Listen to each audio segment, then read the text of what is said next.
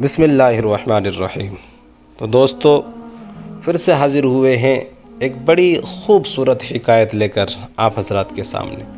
شیخ Saadi رحمۃ اللہ علیہ فرماتے ہیں کہ روم کا بادشاہ ایک مرتبہ کسی اللہ والے کی بارگاہ میں حاضر ہوا اور اپنا دکھڑا سناتے ہوئے رونے لگا کہ دیکھو، دشمن نے ملک پر قبضہ کر لیا ہے، صرف ایک صوبہ میری ملکیت میں رہ گیا ہے۔ بہرحال میں تو اپنی گزار بیٹھا ہوں، اللہ جانے میرے مرنے کے بعد میرے بیٹے کا کیا بنے گا۔ اللہ والے کو بادشاہ کی باتیں سن کر غصہ آ گیا اور فرمایا، تو اپنی فکر کر، تیرا بیٹا اگر اس قابل ہوا تو کیا ہوا، ملک بھی واپس لے لے گا، ورنہ ایسے کے لیے فکر مند ہونے کی ضرورت نہیں ہے، وہ اپنی فکر خود کرے۔ زمین اللہ کی ہے، وہ جس کو جتنی چاہے چند دنوں کے لیے دے دیتا ہے۔ جو اس کی صحیح نبایت کرے گا، اللہ اس کی مدد فرمائے گا، بصورت دیگر اس کے لیے ذلت اور رسوا ہی مناسب ہے۔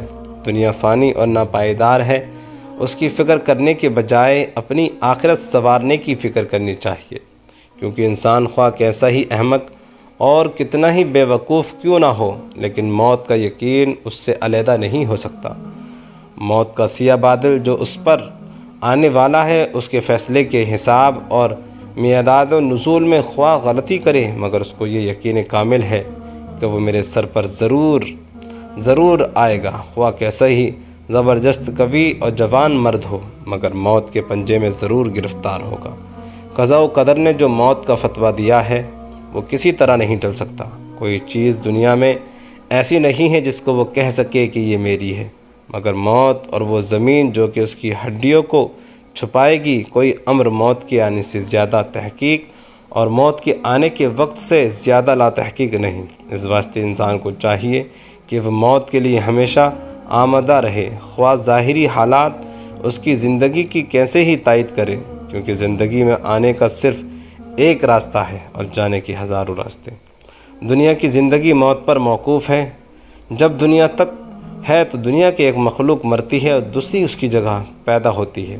اگر ہم موت سے غافل ہو جائیں تو اس کا مطلب یہ نہیں کہ موت ہمیں بھول گئی۔ رہے مرگ سے کیوں ڈراتے ہیں لوگ، بہت اس طرف کو تو جاتے ہیں لوگ۔